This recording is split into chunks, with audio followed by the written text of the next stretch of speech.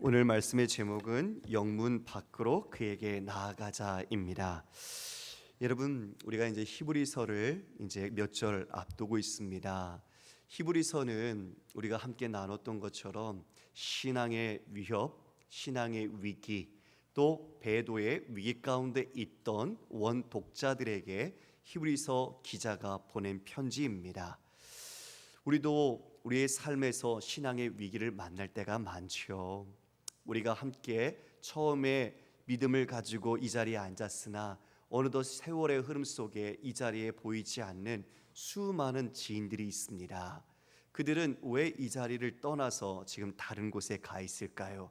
왜 믿음에서 파선하여 믿음의 길에 서 있지 못할까요? 이 히브리서의 지금 기자의 이 권면 속에서 우리는 우리의 남은 믿음의 길뿐만 아니라 우리 공동체가 어떻게 엮어져 주님의 뜻 가운데 서 있어야 하는지를 깨닫게 됩니다. 오늘도 주께서 주시는 말씀 속에 우리 모두가 더 굳건한 믿음을 가지는 축복이 있기를 주의 이름으로 소망합니다. 13장에 들어와서 형제 사랑을 이 히브리서 기자는 강조했죠. 왜냐하면 여러분, 교회 안에, 공동체 안에, 또 가정 안에 문제가 있으면 어떻게 됩니까? 마음이 나눠집니다. 하나의 이슈, 어떤 문제에 대해서 서로의 태도와 반응이 다른 거죠. 그러다 보니 서로의 마음이 나눠지면 분열과 다툼이 생기기 마련이죠. 그것을 덮고 그것을 하나로 묶어주는 것은 바로 사랑입니다. 그래서 그 형제 사랑을 계속하라고 말합니다. 이에 손님을 대접하라. 그 순회 전도자처럼 복음을 전하는 사람, 또 우리의 연약한 이웃들 다 포함해서 그렇게 말하죠. 심지어는 갇혀있는 사람, 그리고 어려움을 당하고 있는 사람처럼 너희가 그런 사람인 것처럼 생각하고 그런 공경에 있는 자들을 돌보아라. 그리고 결혼한 우리 배우자들에게는 그 결혼, 그것을 아주 소중히 여기고 성적인 부도덕을 버리고 오직 하나님 앞에 정결할 것을 이야기해 주었습니다. 그러면서 우리의 유일한 도움은 누구시라고 말씀합니까? 예수 그리스도라고요. 그 사랑이 왜곡되어 돈으로 향하니 이 사람들의 마음이 하나님을 사랑해야 하는데 돈, 물질에 창념하는 겁니다. 이에 우리의 유일한 도움은 하나님이시다. 그리고 우리 주 예수 그리스도는 어제나 오늘이나 영원토록 동일하신 분이라고 말씀했습니다. 변하지 않는 분이기에 비록 내가 흔들릴 수는 있지만 그분을 의지하고 그분을 향하여 우리의 온 마음을 다할 수 있는 것이죠. 그어 이어서 오늘 권면을 이어갑니다. 여러분 15절 우리가 9절 말씀을 함께 읽어볼까요? 9절 말씀 읽겠습니다. 시작. 여러 가지 다른 교훈에 끌리지 말라. 마음은 은혜로서 굳게 함이 아름답고 음식으로서 할 것이 아니니 음식으로 말미암아 행한 자는 유익을 얻지 못하였느니라. 지금 다른 교훈에 끌리지 말라라고 말합니다. 그러니까 다른 교훈에 휘둘리지 말라는 거죠. 끌려가지 말라는 겁니다. 그러면 다른 교훈이 있었다는 거죠. 바로 말하는 음식에 관련된 문제였습니다. 여러분, 저를 보시겠습니까? 지금이야 우리가 음식을 어떤 것을 먹든 무엇이 문제가 되겠습니까? 그런데 지금은 이 히브리서의 독자들의 입장에서는 지금 자신들을 회유하는 사람들이 있었죠. 바로 옛삼 유대교로 돌아오는 유대교주의자들이 있었습니다. 지금 당하는 고난, 그게 다 믿음 때문 아니냐? 예수 그리스도를 믿어서 이처럼 환난을 당하는 거다. 그러니까 옛 원래 평안했던 삶으로 돌아오면 그 모든 것 다 없다. 왜 생고생을 하느냐? 이렇게 회유하는 거죠. 그것을 음식으로 이야기하는 겁니다. 음식 정결법을 따라서 우리가 구원의 그 음식을 가려 먹는 것이 중요하다고 강조했던 거예요. 성경이 구약에서 말했던 부정한 음식, 정결한 음식을 나누어서 그걸 가려서 먹어야 우리가 구원에 유익이 있고 구원을 받는다는 하나의 조건처럼 종교적인 형식으로 이야기를 하는 것이죠. 아는 것처럼 하나님께서는 모든 음식을 우리에게 자유롭게 먹을 수 있도록 허락해 주셨습니다. 그런데 지금 그들은 여전히 유대교적인 관습과 전통 그 형식에 얽매여서 이 음식 가려서 먹고 이거는 먹어도 되고 이건 안 된다고 다른 교훈을 말하는 사람들이 들어와 있었던 거죠. 그래서 교회 안에 혼란함을 일으키는 문제를 야기했던 겁니다. 여러분, 음식을 먹는 것이 어떤 음식을 먹느냐에 따라 그 사람을 정결하게 하고 부정하게 하는 것이 아니죠. 그리고 그 음식을 먹고 지키는 것이 그 마음을 튼튼하게 하는 것이 아닙니다. 음식으로 말미암아 이와 같이 행한 자는 유익을 얻지 못했다고 말합니다. 그러니까 처음부터가 전제가 잘못된 거예요. 하나님에 대한 구원을 은혜로서 접근하는 것이 아니라 어떠한 행위 그리고 어떤 형식 이것들을 준수하느냐에 따라 자신의 의지와 열심으로 구원을 얻는 것으로 그들은 해석했던 겁니다. 이것이 무엇입니까? 종교죠. 종교입니다. 종교는 지금도 그러한 규율과 그러한 지침을 통해서 인간의 열심 그리고 인간의 수고 그것이 우리의 공로로 둔갑되어서 열심을 내도록 우리를 이끌어가죠. 그래서 그 공로를 잘 쌓으면 그 선행의 대가로 이제 구원을 받고 유익을 얻는다라고 우리를 유혹하는 겁니다. 그러나 이것이 인본주의와 너무 잘 맞아떨어집니다. 지성이면 감천이라는 우리의 행위주의와 잘 맞아떨어집니다. 그래서 우리는 더 열심을 내는 모습을 보기도 합니다. 그러나 여러분, 하나님의 은혜는 우리의 행위나 우리의 자격과 조건으로 주어진 것이 아님을 아셔야 합니다. 하나님의 전적인 사랑과 긍휼, 자비로 우리에게 선물로 주셨기 때문이죠. 예수 그리스도의 보혈로 우리의 정결함을 입는 것입니다. 그래서 히브리서 기자는 음식이 아니라 무엇으로 하는 것이 마음을 아름답게 한다고 말합니까? 9절에 보면 은혜로서 굳게 함이 아름답다고 말합니다. 우리의 마음을 은혜로, 하나님의 은혜로 굳건하게 하는 것이 아름다운 것이다라고 분명하게 말하고 있습니다. 여러분의 마음을 무엇으로 아름답게 꾸미고 계십니까? 여러분의 마음을 무엇으로 튼튼하게 세우고 계십니까? 자존감입니까? 자긍심입니까? 아니면 자신의 자랑입니까? 아니요. 그것은 다 내려놓아야 합니다. 주님의 은혜로 우리는 우리의 마음이 튼튼해지는 것입니다. 오직 주님을 의지할 수 있는 것은 주님의 은혜로 가능한 것입니다. 주님의 은혜가 우리가 주님께 붙어 있게 만드는 것이지 내 의지와 내가 가지고 있는 인간적인 조건들이 주님께 붙들어 매도록 만드는 것이 아니기 때문에 그렇습니다. 성도 여러분, 우리가 은혜로 우리의 마음을 든든하게 해야 합니다. 우리의 마음은 하루에도 정말 셀 수 없는 수많은 생각들로 고민하고 염려하고 근심하지요. 너무나 많은 이야기를 들어서 그럴까요? 수많은 생각들이 우리의 마음을 옥죄어 옵니다. 그러나 그 모든 것을 정리할 수 있는 것이 바로 하나님의 은혜입니다. 하나님의 은혜가 그 모든 생각들 속에서 흔들리지 않도록 우리를 기둥과 같이 붙들어 주는 것이죠. 그래서 우리는 우리의 마음을 주님의 은혜로 충만하게 해야 합니다. 여러분, 집에 가면 다 있는 게 있습니다. 뭘까요? 한 집도 없는 집이 없습니다. 쓰레기입니다.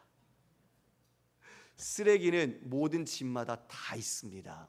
그런데 어떤 집을 가면 깨끗한 집이 있고 어떤 집을 가면 지저분한 집이 있습니다. 왜일까요? 그 쓰레기를 잘 정리했느냐 정리하지 않았느냐에 따라 그와 같이 나뉩니다. 우리가 마찬가지입니다. 이 모든 삶에 개인적이든 가정과 교회든 여러 문제와 여러 사건들이 있습니다. 그런데 그 모든 것들을 잘 정리해서 덮어주는 것이 무엇이어야 합니까? 은혜여야 합니다. 여러 잡음이 들립니다. 여러 공동체에 여러 소음이 들립니다. 시끄러운 문제가 있습니다. 그러나 은혜가 있으면 그 모든 것을 덮습니다. 그 모든 것을 뛰어넘는 은혜가 그 모든 것을 정리하는 것이죠.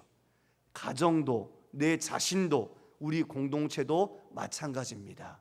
은혜가 있는 공동체는 그래서 흔들리지 않고 오직 주님께 붙어 있을 수 있는 것입니다. 우리가 그러한 은혜가 있기를 주님의 이름으로 축원합니다. 10절에 보면 이제 우리에게 제단이 있다라고 말합니다. 여러분, 이 제단은 그 유대교에서 드린 제단을 말하는 게 아니라 우리 주 예수 그리스도의 십자가를 말하는 겁니다. 우리에게는 그 십자가가 있는 십자가의 제단이 있는데 장막에서 섬기는 자들에게는 그 제단에서 먹을 권한이 없다. 즉 우리는 예수 그리스도의 보혈로 하나님 아버지께 얼마든지 예배하러 나갈 수 있게 되었습니다. 9절에서 음식 얘기를 했지요. 지금 이 10절에서 말하는 먹는 것은 바로 은혜를 누리는 것을 표현하는 겁니다.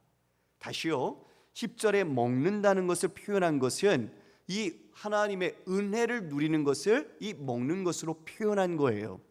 그러니까 지금 우리 그리스도인은 예수께서 이루신 그 영단번의 제사로 하나님의 은혜, 영적인 양식을 마음껏 누리는데, 지금 유대교에서 옛 언약의 제사를 드리고 있는 사람들, 여전히 옛 장막을 섬기는 자들은 예수님께서 이루어 놓으신 이 풍성한 은혜와 영적인 양식을 누리지 못한다, 먹지 못한다고 말하는 거죠. 왜 이 이야기를 했을까요, 여러분? 자, 눈을 좀 크게 떠볼까요? 오후 예배 시간이라 좀 피곤하실 수도 있는데요. 지금 이 히브리서를 읽고 있는 독자들이 어디로 돌아가려고 했어요? 옛 유대교로, 다시 옛 삶의 평안한 곳으로, 옛 삶의 습관으로 돌아가려고 했던 거죠. 지금 그것에 대해서 지금 이 장막에서 섬기는 자들은 예수님께서 이루어진 이 영적인 축복과 그 은혜를 맛볼 수 없다, 누릴 수 없다, 먹을 수 없다, 이렇게 분명하게 말하고 있는 겁니다. 그러니까 그들은 지금 자신이 수고하고 있지만 영적인 유익을 얻지 못하고 있는 것입니다. 11절 12절에서 이제 속죄제와 관련해서 예수님께서 이루신 제사가 어떤 것인지를 설명해 줍니다. 11절 12절 우리 함께 읽어볼까요? 시작. 이는 죄를 위한 짐승의 피는 대제사장이 가지고 성소에 들어가고 그 육체는 영문 밖에서 불사름이라. 그러므로 예수도 자기 피로써 백성을 거룩하게 하려고 성문 밖에서 고난을 받으셨느니라. 여러분, 속죄제 제사는 대제사장이 짐승 제물을 죽이면 그 피를 가지고 성소로 들어가죠. 성소로 들어가서 그 성소에 있었던 제단, 휘장, 그리고 거기에 있는 그 언약궤 앞에 그 위에 피를 뿌립니다. 그러니까 그 피를 제단과 휘장과 언약궤 위에 뿌려서 거룩하게 한 거죠. 그리고 남은 제물의 그 고기는 영문 밖에 나가서 불에 살랐습니다. 레위기 16장 27절에서 이렇게 말씀합니다. 속죄제의 수송아지와 속죄제의 염소의 피를 성소로 들여다가 속죄하였은즉 그 가죽과 고기와 똥을 밖으로 내다가 불사를 것이요. 그러니까 그 피만 가지고 이와 같이 그 거룩하게 하는 데 쓰고 나머지는 영문 밖에 가서 다 불살라 버렸던 것이죠. 그런데 친히 대제사장 되신 우리 예수님께서는 피를 흘리셨는데, 여러분 그 피를 어디에서 흘리셨습니까? 영문 밖에서.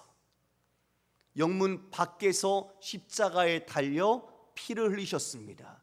성문 밖에서 예수님께서 피를 흘리셨습니다. 성문 밖에서는 그 육체, 그 고기가 불살라져야 되는데 피를 가지고 안으로 들어가야 하는데, 오히려 예수님은 그 피를 가지고 영문 밖에서 피 흘리심으로써 그 피로 우리 모두를 거룩하게 하셔서 하나님의 새 영적 이스라엘 언약의 백성으로 삼아주셨다는 겁니다. 이게 중요합니다. 여러분 잘 들으십시오. 유대교는 영문 안에서 이루어집니다. 더러운 것은 바깥으로 가져가서 불살라버리고 영문 안에 머물러서 그 율법대로 해야 합니다. 그러나 예수님은 그 종교라는 그 테두리를 깨신 겁니다. 자신이 친히 그 피, 그것을 영문 밖에서 흘리셔서 그 피 흘리심으로 그 밖에 있는 백성들을 거룩하게 정결하게 만드신 것입니다. 할렐루야. 그런데 지금 이 유대주의자들은 영문 안으로 들어오라는 거예요. 지금 당하고 있는 고난, 이게 영문 밖에 있어서 그런 거니까 영문 안으로 다시 돌아오라고 회유하는 거예요. 안 된다는 거죠. 영문 안으로 들어가서는 안 된다는 것을 성경 기자가 말하는 겁니다. 다시 옛 삶으로, 다시 우리가 있던 옛 종교의 모습처럼 그 굴레와 속박으로 들어가서는 안 된다. 거기에는 영적인 양식과 유익, 은혜가 없다. 이것을 강조하고 있는 겁니다. 그러므로 우리도 영문 밖으로 나가 그에게로 가자. 그가 겪으신 치욕을 짊어지자라고 성경 기자가 외칩니다. 신앙으로 인해 고난과 위협 속에서 흔들리고 있던 원독자들, 그들에게 다시 믿음의 결단을 하도록 요구하는 것입니다. 그들의 실질적인 삶의 위기와 회유, 협박에 맞서서 진정한 유익과 생명이 어디에 있는지 분명하게 이 속죄의 제를 이루신 예수 그리스도의 제사를 통해서 옛 제사와 비교함으로써 그 유익이 상대되지 않는다는 것을 밝히 보여주는 것입니다. 영문 안으로 들어가지 말라.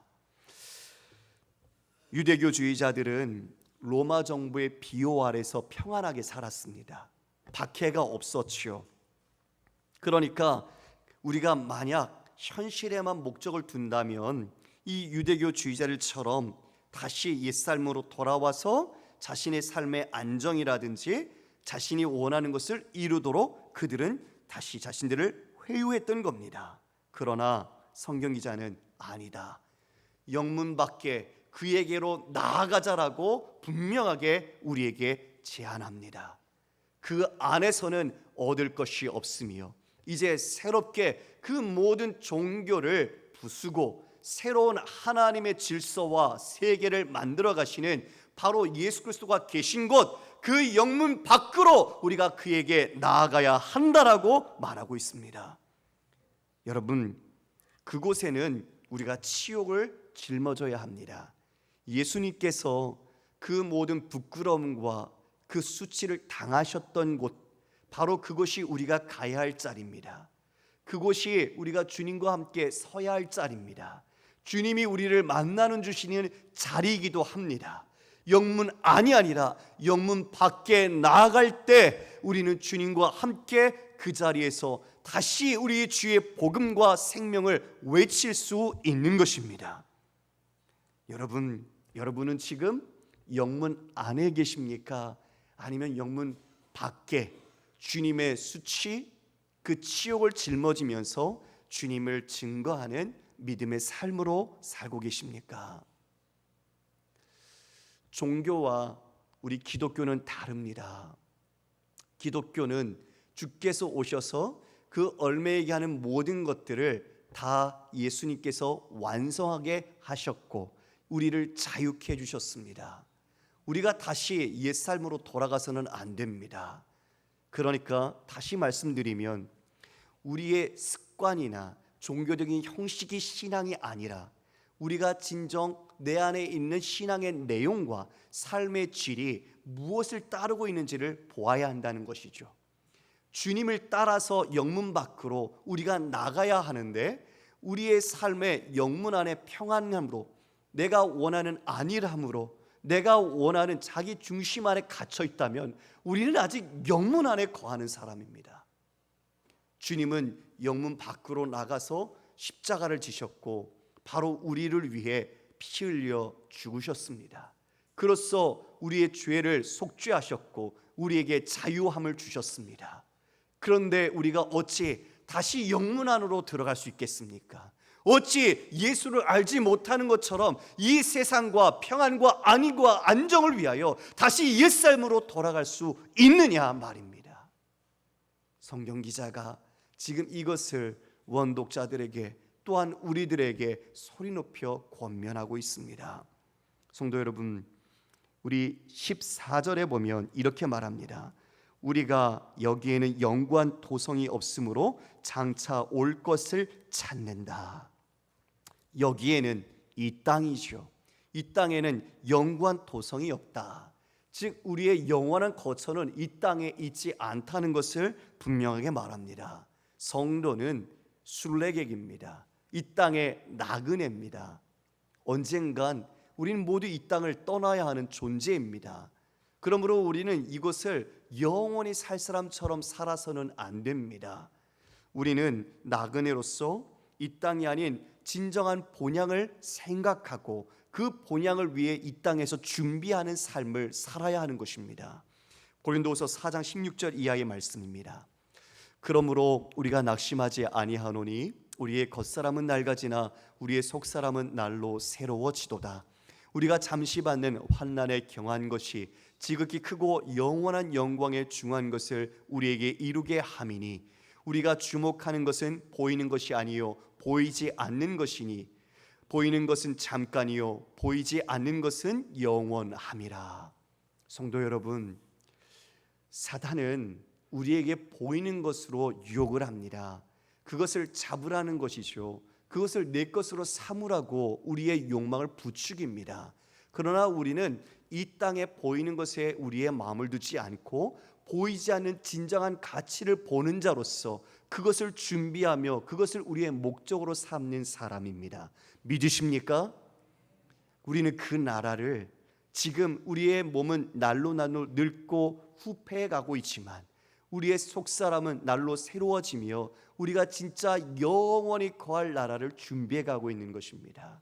우리는 그 준비를 게을르게 하거나 우리는 그 준비함에 있어서 우리의 방향성을 우리가 잘못 안다면 결코 온전한 신앙을 할 수 없을 것입니다. 계속 그것을 장차 올 것을 찾는다라고 말하고 있는데요, 이 찾는다라는 시제가 현재 시제입니다. 그러니까 한 번 찾는 자가 아니라 영원한 도성을 우리가 장차 올 것을 계속 찾는 것입니다. 이것이 믿음의 태도입니다. 우리는 한 번 믿는 것으로 구원받는 것이 아니라 예수 그리스도를 믿는다라는 것은 현재형의 믿음으로 주님을 신뢰하며 확신 가운데 살아간다는 것을 이야기해 주죠. 그러니까 과거에 내 뜨거웠던 믿음을 곱씹으면서 내가 믿음을 회상하며 신앙생활하는 게 아니라 나는 오늘도 하나님께 주신 은혜로 내 현재의 믿음으로 주님을 경배하고 주님을 섬기며 주님을 따라가는 것입니다. 그래서 우리는 우리의 믿음이 날마다 새로워져야 하는 것이죠. 그 은혜를 구해야 하는 것입니다. 그렇다면 우리가 영원한 나라를 소망하면서 이 땅 가운데 어떻게 살아야 하는가? 성경 기자는 두 가지로 우리에게 이야기를 해주는데요, 15절, 16절 말씀입니다. 우리 함께 읽어볼까요? 시작. 그러므로 우리는 예수로 말미암아 항상 찬송의 제사를 하나님께 드리자. 이는 그 이름을 증언하는 입술의 열매니라. 오직 선을 행함과 서로 나눠주기를 잊지 말라. 하나님은 이 같은 제사를 기뻐하시느니라. 수직적인 것과 수평적인 차원의 이야기를 합니다. 첫 번째는 수직적인 하나님을 향하여 우리가 찬송의 제사를 드려야 한다. 하나님께, 즉 예수 그리스도의 그 이름을 증언하는 입술의 제사로 우리가 하나님께 기뻐하는 제사를 드려야 한다라고 말합니다. 여러분, 우리가 이 땅에서 하나님을 향해 드리는 제사는 찬송의 제사, 그 찬송의 내용은 예수 그리스도가 주님이시다, 예수님이 그리스도 우리의 주님이시라는 것을 증명하고 증거하는 것, 이것을 하나님 기뻐하신다고 말씀하고 있습니다. 우리는 찬양을 합니다. 금요기도 때도 찬양하고 우리가 예배 때마다 찬양을 하지요.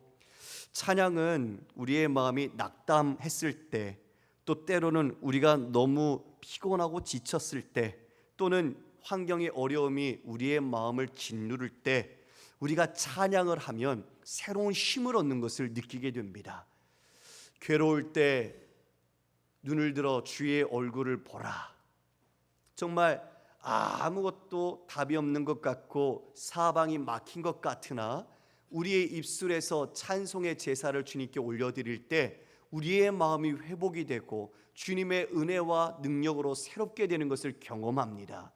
여러분, 바울과 실라가 어찌했습니까? 그들이 빌립보 감옥에 갇혀 있을 때 하나님께 기도하고 찬송했습니다. 그때 옥문이 열리고 심지어 그 간수가 예수님을 영접하는 놀라운 축복을 받았던 것을 우리는 압니다. 여러분, 여러분의 일상 속에 얼마나 자주, 얼마나 중심으로 하나님을 찬양하십니까? 예수 그리스도가 주님이심을 고백하며 찬송의 제사를 얼마나 드리고 계십니까? 예전에는 제가 좀 그렇게 많이 했는데 요즘은 못하는 것 같아요. 제가 더 정말 찬양을 좋아했거든요. 그래서 늘 길에 갈 때 사람들이 듣던 말든 찬송을 하고 다녔습니다. 그런데 지금은 조금 제가 그것이 잦아졌어요. 작게 하거나 속으로 합니다. 다른 사람들에게 피해를 주지 않기 위해서 그런 것이죠.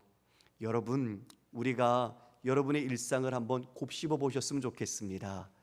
여러분이 있는 가정이든 아니면 학교든 직장이든 여러분 그곳에서 여러분의 짬이 나고 시간이 될 때마다 하나님 앞에 이 찬송의 제사를 올려드리고 있는가? 내 입술로 우리 주 예수 그리스도의 고백과 주님을 향하여 그 찬미의 제사를 올리고 있는가? 아니면 그 입술로 다른 것, 물론 우리가 해야 할 일들이 있지만 우리가 세상의 것들을 더 추구하면서 내 입으로 그와 같이 살고 있지 않은지 돌아보았으면 좋겠습니다. 바라기는 여러분 시간이 되실 때마다 찬양하십시오. 찬송하십시오. 주님을 향하여 그 이름을 외치십시오. 여러분의 마음이 새 힘을 얻고 새 은혜로 힘있게 될 것입니다. 이제 이 첫 번째 하나님을 향한 수직적 제사에 이어서 이제 수평적 제사를 이야기합니다. 그것은 우리 이웃 형제를 향하여 선을 행하는 것과 나눔을 베푸는 것입니다. 16절에 오직 선을 행함과 서로 나누어 주기를 잊지 말라. 이 같은 제사를 하나님께서 기뻐하신다고 말하고 있습니다. 하나님이 기뻐하시는 이 수평적인 제사는 우리의 형제와 이웃들, 그들에게 우리가 선행을 하는 것, 그들에게 우리에게 있는 것들을 나누는 것이라고 말합니다. 이것, 사랑을 실천하는 것이 바로 주님께서 기뻐하시는 제사요, 우리가 믿음의 증거를 갖고 있다는 것입니다. 성도 여러분, 우리가 이 두 가지 힘썼으면 좋겠습니다. 하나님을 향한 찬송의 제사로 우리가 늘 올려드리고, 또 우리 사랑하는 이웃과 형제들, 우리의 모든 타자들을 향해서 우리의 선행 그리고 나눔을 행하는 것을 기뻐하는 우리 귀한 영천의 성도 되시기를 주님의 이름으로 소망합니다. 이것을 주께서 기뻐하신다. 에베소서 2장 10절에 우리는 그가 만드신 바라 그리스도 예수 안에서 선한 일을 위하여 지으심을 받은 자니 이 일은 하나님이 전에 예비하사 우리로 그 가운데서 행하게 하려 하심이니라. 우리가 하나님의 선을 행하는 것을 주께서는 기뻐하신다. 그것을 위하여 우리가 만들어졌다. 우리 그 목적을 기억하시고 우리가 한 주간의 삶에 여러분이 힘써서 이와 같은 하나님의 기뻐하시는 제사를 행하기를 원합니다. 마지막 17절 말씀을 우리 세번역 성경으로 좀 준비했는데요, 우리 함께 읽어보도록 하겠습니다. 여러분의 지도자들의 말을 고지 듣고 그들에게 복종하십시오. 그들은 여러분의 영혼을 지키는 사람들이요 이 일을 장차 하나님께 보고 드릴 사람들입니다. 그러므로 여러분은 그들이 기쁜 마음으로 이 일을 하게 하고 탄식하면서 하지 않게 해 주십시오. 그들이 탄식하면서 일하는 것은 여러분에게 유익이 되지 못합니다. 그들에게 복종하라, 즉 지도자들, 교역자를 이야기하겠지요. 말씀을 가르치고 전하는 사람들입니다. 그들에게 복종하라는 것은 맹목적이고 권위적인 복종을 말하는 게 아닙니다. 이단 교주 사이비처럼 무조건 따르라는 말이 아닙니다. 우리 앞서 7절에 보면 죽은 사람들, 이미 그 예수님의 말씀을 일러주고 그들의 마지막 종말이 믿음으로 나갔던 사람들에 대해서 그 믿음을 본받으라고 성경 기자가 이야기했었습니다. 그처럼 하나님의 말씀을 증거하고 그 말씀을 사력 있게 이해하고 설득함으로써 순종하라는 것입니다. 그냥 덮어놓고 믿는 것이 아니라 하나님의 말씀을 분별하고 그 말씀을 따라 우리가 함께 이 전하는 자나 듣는 자 모두가 함께 복종해야 하는 것입니다. 그러나 이 일 속에 우리는 서로 인간으로서 영향을 주고받습니다. 그러므로 이와 같이 이 지역 지도자가 영혼을 경성하여 하나님께 보고하며 그 영혼을 돌보고 그 영혼을 가르치며 교훈하는 것처럼 그 마음을 어떤 마음으로 하도록 하라고요? 기쁜 마음으로 하라. 이게 중요합니다. 기쁨. 여러분, 기쁜 마음은 주님께서 우리를 향하신 뜻입니다. 항상 기뻐하라. 그 기쁨 가운데 이 모든 목양과 목회와 가르침, 이 사역을 할 수 있도록 하라는 것이죠. 왜요? 어떤 유익을 위해서요? 서로의 유익을 위해서 말입니다. 그것이 지금 여러분에게 유익이 된다라고 말합니다. 반대로 슬픔 가운데 그 일을 한다면 그것은 유익하지 못하다고 이야기해 주고 있습니다. 성도 여러분, 말씀을 정리합니다. 왜 이렇게 이야기했을까요? 서로의 신뢰와 서로에 향한 사랑, 그 믿음 가운데서 주님을 바라보라는 겁니다. 같은 마음으로 서로를 배려하고 형제를 사랑하는 그 마음 함께 아울러서 주님을 향하여 기쁜 마음으로 나아가라는 것을 이야기해 주고 있습니다. 그로 인해 얻는 유익이 진정한 유익됨을 이야기해 주는 것이죠. 성문 밖으로, 영문 밖으로 나아가자. 여러분, 오늘 제목이지만 그 제목 속에는 우리가 당해야 할 수치와 모욕이 전제되어 있습니다. 오늘날에도 우리는 그와 같은 모욕을 당합니다. 왜냐하면 세상은 힘과 권력이 정의이고 그것으로 연약한 자를 짓누르고 다스리기 때문입니다. 영혼을 구원하는 것에 대해서 세상은 조롱합니다. 있으면 보여봐라. 왜 그와 같이 있느냐? 힘을 가지고 증거하라. 이렇게 요구합니다. 그러나 우리는 그 길을 사는 사람이 아닙니다. 여러분, 착각하면 안 됩니다. 내가 강한 자가 돼서 이 사회의 주류가 되어야지 착각하면 안 됩니다. 우리 주님은 그렇게 사시지 않았습니다. 그것을 위해 우리에게 생명을 주신 것이 아닙니다. 오히려 미답지론, 더 낮은 곳으로 가서 하나님의 백성답게 섬기고 나누고 선행하며 그곳에서 찬송의 제사로 그리스도를 증거하라고 말씀하셨습니다. 우리가 어디로 향해야 할지 분명하게 이 말씀 속에 기억해야 합니다. 그리스도인이 가는 길은 다릅니다. 비록 고난과 어려움은 있지만 여러분, 우리에게는 영구한 도성이 있지 않습니까? 우리가 영원히 살아갈 그 하나님의 나라, 누구도 빼앗을 수 없고 누구도 우리에게 그것을 제할 수 없는 그 나라가 우리에게 임하고 있지 않습니까? 한 날 한 날이 지나갈수록 우리 주님 다시 오실 날이 가까워오고 있다는 것은 바로 그 날이 우리에게 점점 가까워오고 있다는 것을 우리가 감지해야 되지 않겠습니까? 그러므로 하루하루의 삶에 어려움이 있더라도 우리가 계속 본향을 찾는 자로서 그것을 바라보고 믿음으로 뚜벅뚜벅 걸어가야 할 것입니다. 오늘 우리가 떨쳐버리고 나가야 할 영문들, 어떤 영문이 있습니까? 우리의 편견, 우리의 아집들, 그리고 나라는 내 중심성, 그리고 배타적인 마음들, 세속주의, 이 모든 것들이 종교성이라는 이름을 가지고 들어와서 우리를 유혹하고 진리에서 벗어나게 합니다. 그러므로 이 모든 것은 다 그리스도와 상관이 없는 것들입니다. 그러므로 우리는 그것을 벗어나 영문 밖으로 나가서 그곳에서 우리를 위하여 피 흘리신 예수 그리스도를 만나며 우리 주 예수 그리스도를 증거해야 할 것입니다.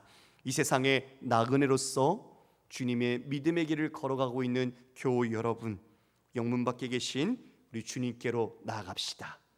우리 삶에서 우리 자신에 갇혀 있는 것이 아니라 주님께로 나가서 찬송의 제사를 드리고 선행과 나눔을 통해 하나님이 기뻐하시는 제사를 드리는 믿음의 성도가 되시기를 주님의 이름으로 축복합니다. 아멘.